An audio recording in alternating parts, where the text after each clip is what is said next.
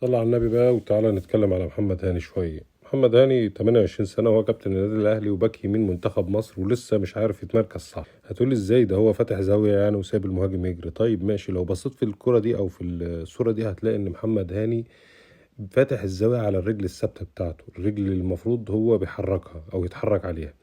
التكنيك بتاع محمد هاني هنا المفروض ان انت بتفتح الزاويه ورجلك اليمين هي اللي بتتحرك، لا هو مثبتها. عشان كده المهاجم اصلا راح مرقصه على الرجل الثابته وقال له امك في العش ولا طارت، وخد الكره وجري وبعد كده لعب. انا مش جاي دلوقتي انتقد محمد هاني. محمد هاني بقى له 10 سنين في فريق اول النادي الاهلي او اكتر تقريبا، بس فكره ان انت اصلا مش قادر تثبت على مستوى تقريبا في العشر سنين لسنه واحده اللي هي السنه اللي فاتت، فدي مشكله. محمد هاني لا بيعرف يدافع ولا بيعرف يهاجم ولا بيعرف يرفع للاسف.